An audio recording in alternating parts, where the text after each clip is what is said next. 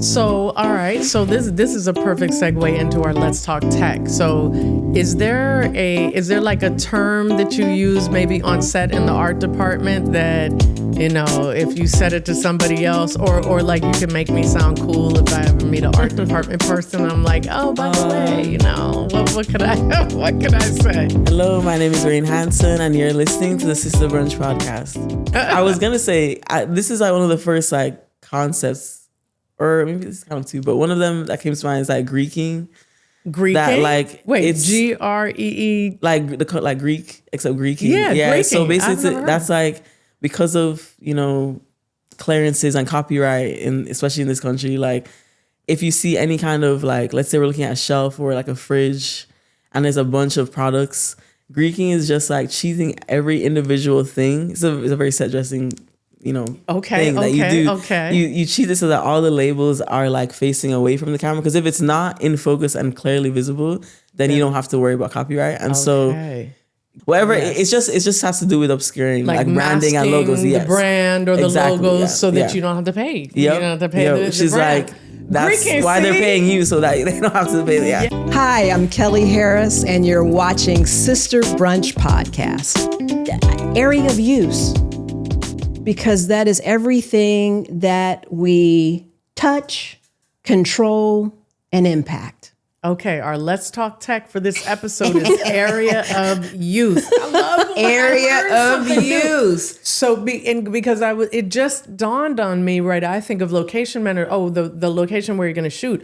But you have to think of all of the other aspects. It's not just what the audience is eventually going to see. Yes. Because, as you said, you've got to know about, did you call it supplemental areas? Right? Sure. Like the neighborhood. If you're shooting in a residential area, right? And it's not just about what the camera sees. Right. Crew park, base camp, which is where the actors get ready. Like it's and crew so parking. much. It's everything. So much. The beauty of the location department is that we interact with every department. Everybody, my name is Marie Douglas, and you are watching Sista Brunch.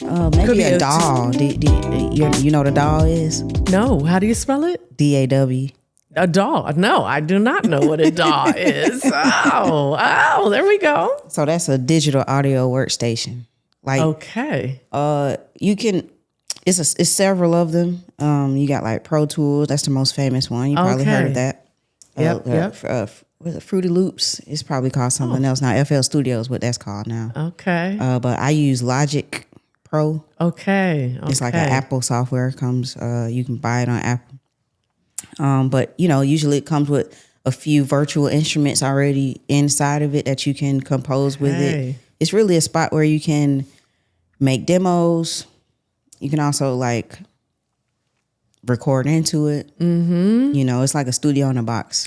So it's like a pro version of GarageBand? Because I have heard of GarageBand, right? It's kind of hey, you know, okay. That's not a good that's because it comes for free with the Apple product. No, I don't know DAW. Is that a DAW? Is GarageBand? GarageBand is a DAW. That's really the first DAW that I started on. Like probably like back in like.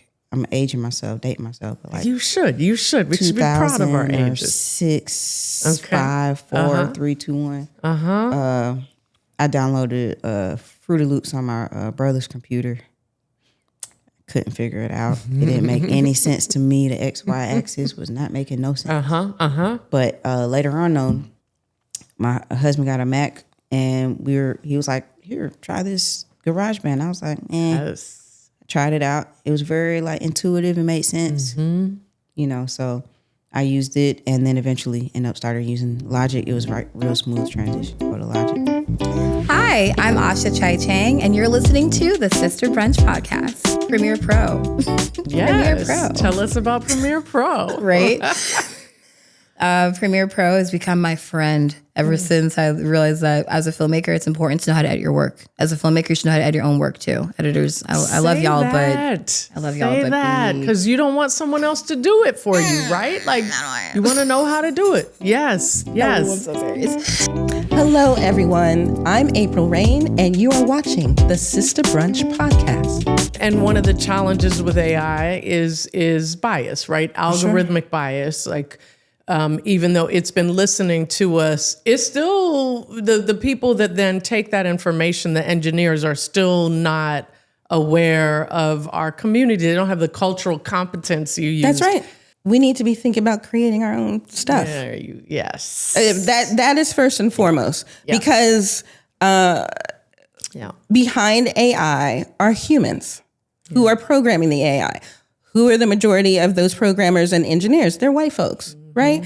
Again, nothing wrong with white folks, but they're limited. They're very limited. Exactly. What world are they pulling from? And so, when you see the N-word and they automatically flag it because it's, a quote unquote bad word, okay, but maybe I'm using it relationally. Right. And so in those specific instances, it's okay. Yeah. But if you say it's always bad all the time, then that doesn't really work because there's not cultural competency there. Right.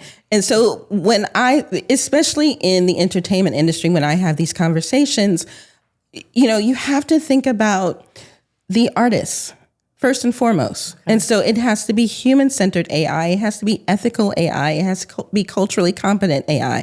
And that's a lot. What am I saying there? I'm saying that at the end, the human still needs to be in control. Hi, Sista Brunch fam. My name is Ashley Hippolyte, and you are watching Sista Brunch Podcast. What I do in my day-to-day, and that's working with all of the unions and all of the numbers that come around with the union. So, for example, Local 33. Yes, you've said live IA. It's stagehands. Local this and local that. So tell us more. So that was an exciting learning curve for me when I was starting because all I was hearing around me as I was onboarding was Local 33, Local 80, Local 728. Right. And I was like, okay, what does that mean? And so I had this little cheat code with all of the locals, all of the unions and what numbers correlated with which union. Okay. And so, I think that it can shift depending on your geography, but essentially in LA, we have a number of unions that make up, that are IATSE unions. And so for us, Local 33 is stagehands, Local 80 are grips, also can refer to medics and a number of other crafts, but essentially they all correlate with crafts or trades. Okay. And it is really, and when we say below the line, we mean the behind the scene roles, that sort of thing. So there's a number of terms that I did not know. So everyone... You need to know that you have the potential to learn and you can learn it quickly. And now I know them like the back of my hand. So that's so good. Hi, this is Aaliyah Williams, and thank you for watching the Sista Brunch podcast. I really learned a lot about fair use, which was very important to the work that I was doing at the time on Black Barbie, and really getting a sense of what the four-pronged structure of it is and why it's important. What's the four? Oh my God! I did not. You on the spot. Yes, don't put me on the spot. But there's basically there's a kind of like a checklist of what can meet the term of fair use, which allows someone to utilize intellectual property that already exists in their own intellectual property in a way that is transformative or commenting on culture in some way. It's a number of different things. And so that really kind of helped me as we're going through like the clearance process, which is such an arduous process, but and expensive and also just to understand the language of my lawyer partners. Hi, I'm Kamala Avila Salmon, and you're listening to Sista Brunch Podcast. So the two terms that come up the most in my work are packaging and getting things set up. And so when I say that, and getting things set up, nice. Right, when I say that to like my parents, they're like, "What does that even mean?" Yes. And to friends that work outside the industry, like, no idea. Packaging, first of all, is not physical packaging. Right. Some people think, "Oh, you're talking about like the marketing or the branding for it." Right, no, not at all. Right. The package is basically the elements that, in connection with the material that you're developing, will make it attractive to a buyer. Right. And so this is who is directing that is a part of the package. Who's writing it, that's a part of the package. Who's acting in it, that's part of the package. And so gone are the days when studios were doing actual packaging. Much more often, they are expecting you to come to them with not only the great idea, but that idea already represented as a well-written script, and packaged with a director that's going to direct it that is of value to them, especially in the genre that you're saying that this project is, and or potentially even like what they call 1 or 2 piece of cast, which sounds so commoditizing because they're human beings, but 1 or 2 actors of value that are going to be in this thing. Hey, I'm Effie Brown, and you are listening to Sister Brunch Podcast. I don't know. I might not be able to answer this question the way that you want.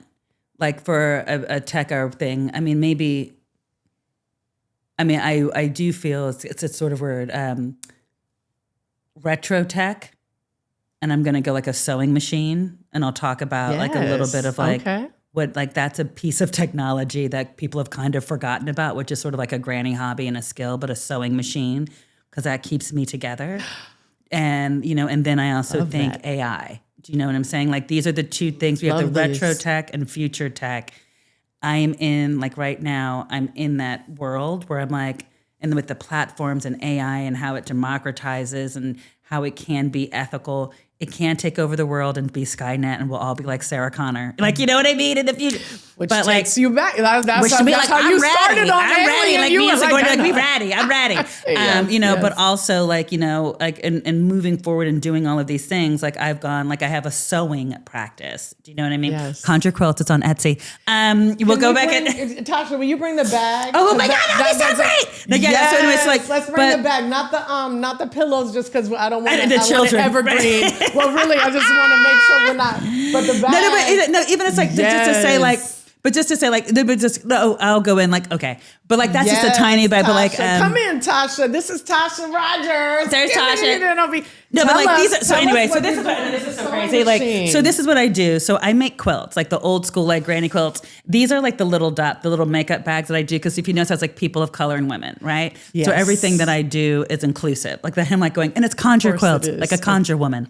Right. So like conjure, because you have to manifest, right? Like that's a big deal. Yes, anyway, that's my thing. I'm going to put something like I'm shilling, but I'll just put this right there. So, but anyway, but yes. I go like but the thing for me for quilting and the practice is that like when you're in this business, like from the project Greenlight, so you're making something out of nothing and maybe you're not being treated well, maybe you are being underpaid. I was underpaid. So, you know what I mean? Like, and those are secret, like people are like, people think that you make so much money. Like sometimes we don't. Sometimes we're really broke. Yeah. Sometimes we can't go outside. Sometimes we need to figure out what can you do. Like, if you're not a good meditator or you can't do that. Like, so that's when I started sewing and I quilt and I put disparate pieces like your granny used to, like disparate pieces of material together that are all different and they can come together and make something whole. Hi, I'm Kai Bo and you're watching the Sister Brunch podcast. So we have in Unscripted a term called Frankenbite. Okay. And it's based on the fact that, as people are watching, it looks very seamless. We're going from verite, which is shot footage, to B-roll, which is, again, shot footage with no sound, just images, to interview bites. And it looks like this great dance, and it should. But what's really happening is a whole bunch of stuff. So we're trying to get lines out. Yep. And a lot of times, we may do 3 key interviews of someone, and then we want this part of the line and this part of the line from the third one where they have a different outfit and all of, we're putting it together. Yes. And it seems like one complete thought. If you're being ethical, you're staying within the sort of, you're being true to who that person is. You're not just totally making them say things they wouldn't say. Yeah. If you're being unethical, we know there's a lot of power there. But what can sometimes happen is you have this part of a bite and then you're putting 1 or 2, other parts of the bites together. Okay. And as a network executive or as a showrunner, I'm listening and it's like, I was going to the, and we make a note. This sounds like a Frankenbite.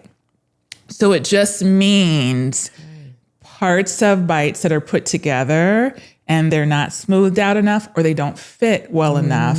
And so it sounds like they were constructed, which they were, like Frankenstein. Like Frankenstein, Frankenbite. And so they either have to be, massaged in the edit or in online. Sometimes we have to say, please call the talent, get that whole line from them, have them send it back. And they put it in. Or, they choose something out. Hey, everybody. I am independent journalist Georgia Ford, and you're watching the Sista Brunch podcast. I feel like there's so many things I could say, but at my core, I'm not so much a techie as I am like a story nerd. I love it. Like that story is my superpower. Yes, that's okay. And so I was sharing earlier, B-roll is a term. Right. I think a lot of people who are not in the industry probably wouldn't know what it means. But in a lot of ways, it can truly make a story. It's the thing that is the most engaging. So if you're not familiar, you have A-roll and B-roll. A-roll is usually if you're interviewing someone or like if you're watching this podcast, right? It's like your main shot.